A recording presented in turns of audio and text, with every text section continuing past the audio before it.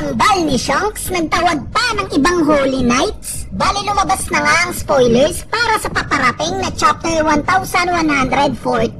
At ang title nga daw nitong paparating na chapter is Copper Gaban. So sa title pa nga lang magkaka-idea na kaagad tayo na itong chapter na to magfo-focus sa kaka-reveal pa lang na karakter ni Copper Gaban. Anyway, ang unang impormasyon nga sa spoilers sinasabing makikita daw nating maglalaban sila Luffy at Copper Gaban. Yes guys, matutuloy nga ang laban nila.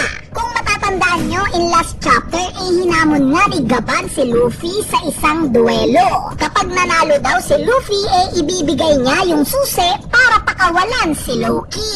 Bali sinasabi nga na nakontrol daw ni Gaban yung unang part ng laban nila ni Luffy. Makailang beses nga daw tinamaan si Luffy ng atake ni Gaban. At dahil daw dito na-frustrate si Luffy. Kaya naman ginamit nga daw neto yung Gear 5 niya.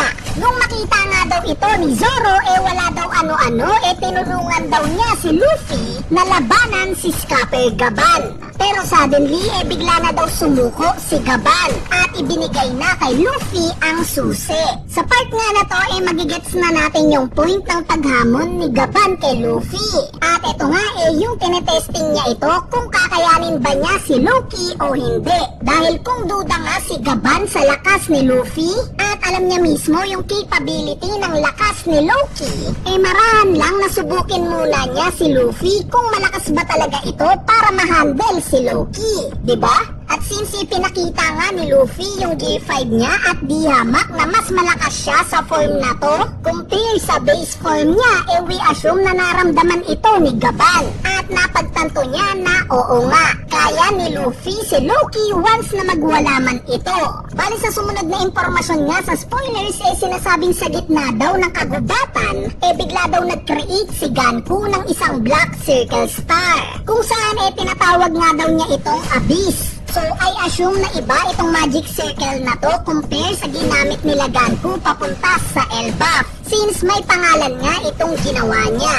Bali sa Black Circle Star nga daw ni Ganku may dalawa siyang Holy Knight na sinamon. Yes! Makakakita nga tayo sa chapter na to ng dalawang panibagong miyembro ng mga Holy Knights. Yung unang Holy Knight nga daw may pangalang Saint Summers. Galing nga daw siya sa House of Shepherd. Kung matatandaan nyo, ito nga yung mismong apelyido ni Gorosei Jupiter. So we assume na kamag-anak ng Holy Knight na to si Gorosei Jupiter. Dagdag context pa nga sinasabing malaking tao daw itong si Saint Summers. May mahabang buhok, balbas at nakasalamin. Base nga sa description na to very similar nga siya kay Gorosei Jupiter. Anyway, ang ikalawang Holy Knight naman daw may pangalang Saint Gillingham.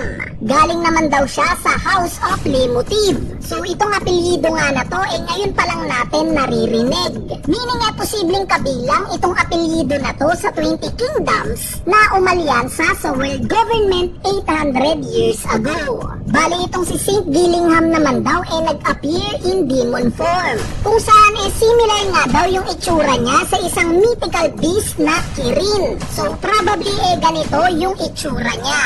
Sa sumunod na impormasyon naman sinasabing nagulat daw si Shamrock sa pagdating ng dalawang Holy Knight na to.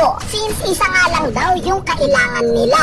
In-explain naman daw ni Saint Gillingham na oo, isa lang daw sana talaga ang pupunta. Pero inutos daw sa kanila na pabalikin daw si Shamrock sa Merijoa. Meaning tatlo na lang daw silang matitira nila Ganku sa Elbaf. Though ganito na nga ang sitwasyon hindi nga sinabi sa spoilers kung susundin ba ni Shamrock itong utos na to na babalik siya sa Merijoa o hindi. Ang in-state nga lang sa pagtatapos daw ng chapter na to nabanggit daw ni Shamrock na gagawa daw sila ng isang laro sa Elbaf. So itong statement nga na to ni Shamrock mukhang may idea na tayo kung ano yung tinutukoy niyang laro. At ito nga yung hunting game. Similar sa nangyari sa God Valley Incident kung saan ipinakita itong mga Holy Knight na ginawa itong laro na to. Basically papatayin nila ang lahat ng naninirahan sa isang isla. Ito nga yung masasaksihan natin ngayong Elbaf Arc. Pero ang magiging tanong nga dito,